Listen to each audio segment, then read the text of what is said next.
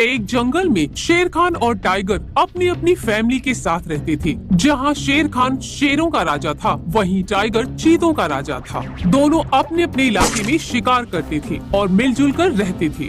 कोई किसी दूसरे के इलाके में शिकार नहीं करता था।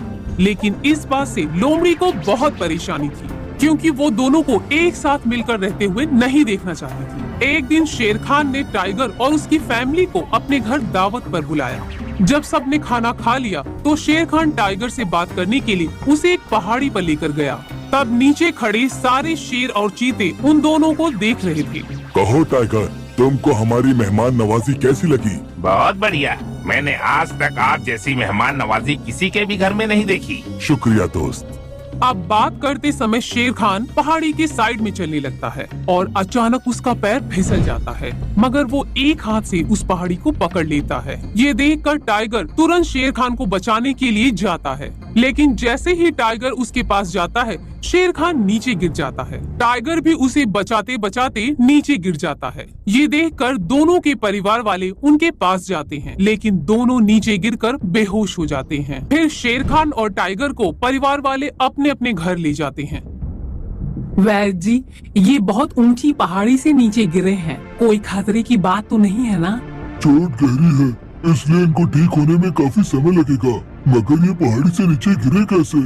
वो टाइगर है ना, उसने महाराज को पहाड़ी से नीचे धक्का दे दिया, क्योंकि टाइगर यही चाहता है कि महाराज की मृत्यु हो जाए तो सारे राज्य पर उसका कब्जा हो जाए। ऐसे कैसे कब्जा कर लेंगे? हम उस टाइगर और सारे चीतों को मार देंगे। दूसरी तरफ टाइगर की फैमिली को भी यही लगता था कि जब शेर खान नीचे गिरा तब उसने जानबूझकर टाइगर का हाथ पकड़कर खींच लिया, ताकि टाइगर मर जाए और सारे शेर टाइगर की जमीन पर कब्जा कर लें। तभी एक चीता दहाड़ कर बोला, सारे चीते सुन लो, टाइगर महाराज अभी होश में नहीं है और आप सभी ने देखा है कि कैसे शेर खान ने टाइगर महाराज को पहाड़ी से नीचे फेंक दिया ताकि उनकी मृत्यु हो जाए। लेकिन शेर खान को इसकी कीमत चुकानी होगी। हम सब चीते मिलकर सारे शेर को एक एक करके मार देंगे और उनके राज्य पर कब्जा कर लेंगे। ये सारी बातें लोमड़ी सुन रही होती है। उसे ये सुनकर बहुत मजा आता है कि शेर खान और टाइगर के बीच गलतफहमी की वजह से लड़ाई हो गई। वो ये सोचती है कि वो कैसे इस गलतफहमी का फायदा उठा सकती है। फिर लोमड़ी शेरों के झुंड में जाकर कहती है, सुनो भाइयों, पहाड़ी के उस पार सारे चीते मिलकर शेरों के ऊपर हमला करने का प्लान बना रहे हैं। क्या तुम सच कह रही हो लोमड़ी? अगर ये बात झूठ निकली तो मैं तुझे मार दूंगा। अगर ये बात झूठ होती तो मैं अपनी जान हथेली पे लेकर आपके पास क्यों आती? ठीक है, ये ले तेरा इनाम। शेर मांस का टुकड़ा लोमड़ी को देता है। लोमड़ी मांस का टुकड़ा लेकर वहाँ से चली जाती है। फिर शेरों का झुंड चीतों को मारने के लिए निकलता है। रास्ते में उन्हें एक चीता मिलता है, उसे वो घायल कर देते हैं। लोमड़ी ऊंची पहाड़ी पर बैठी ये सब देख रही होती है और खुशी से मांस का टुकड़ा खाकर कहती है, ऐसे ही कुछ मूर्ख जंगल में और आ जाए तो मुझे शिकार करने की जरूरत ही ना पड़े। मैं शेर और चीतों को लड़वाती रहूंगी और मुझे बिना शिकार के खाना मिलता रहेगा। कुछ दिन बाद लोमड़ी चीतों के पास जाकर कहती है, चीते महाराज की जय हो।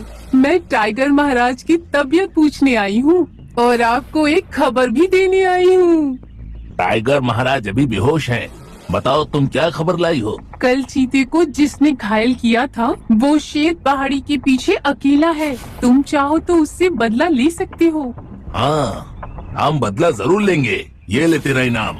चीता लोमड़ी को मांस का एक टुकड़ा देता है। लोमड़ी मांस का टुकड़ा लेकर वहाँ से चली जाती है।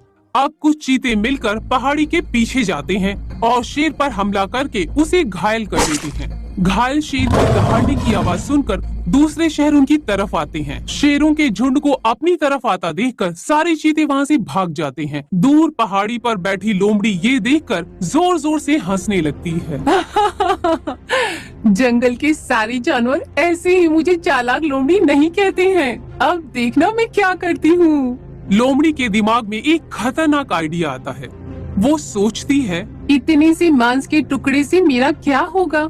क्यों ना मैं शेर और चीते के झुंडों को ही खत्म करवा दूं? मुझे ढेर सारा भोजन मिल जाएगा और मैं जंगल की रानी भी बन जाऊंगी। कुछ दिन बाद जंगल में शिकारी आते हैं और वो आपस में बात कर रहे होते हैं कि वो यहाँ पर जाल लगाएंगे और जो भी जानवर उसमें फंसेगा उसको शहर में ले जाकर बेच देंगे। ये बात पेड़ के पीछे छिपी हुई लोमड़ी सुन रही होती है। तभी उसके दिमाग में एक प्लान आता है।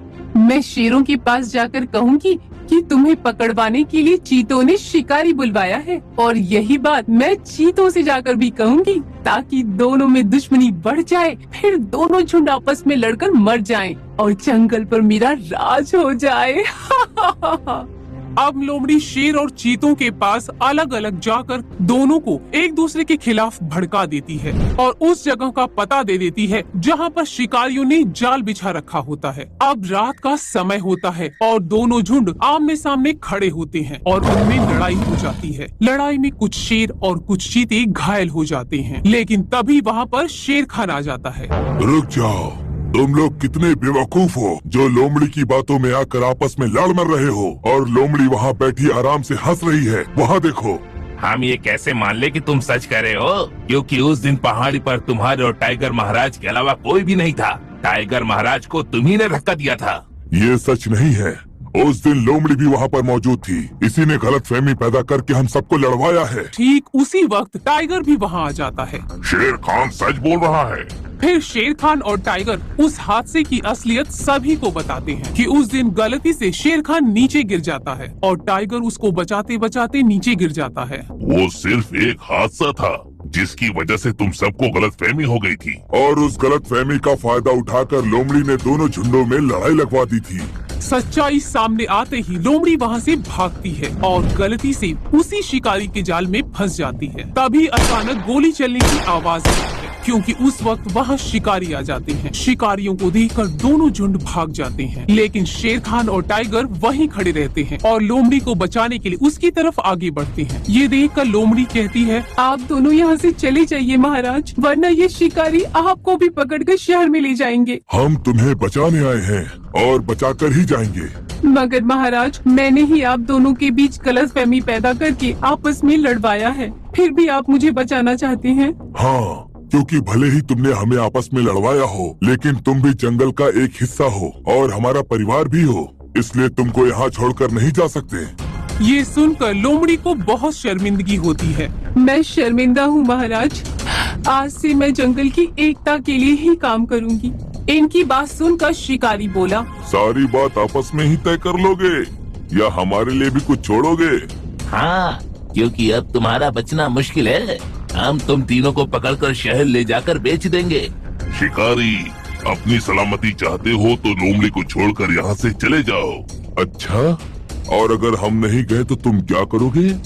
क्या तुम इसे जानते हो? ये इस जंगल का सिंघम है। ये जो बोलता है वो करता है, और जो नहीं बोलता वो तो डेफिनेटली करता है। अबे बहुत देखा है ऐसे सिंघम को। चल हवाने दे। और तो मौची सटकली तुझा माइला। शेर खान और टाइगर मिलकर शिकारियों पर हमला कर देते हैं। सारे शिकारी डरकर भाग जाते हैं। भाग गए डरपोक कहीं के। लोमड़ी जाल में फंसी हुई है। उसे देखकर टाइगर कहता है, अब इसे जाल से कैसे निकाला जाए?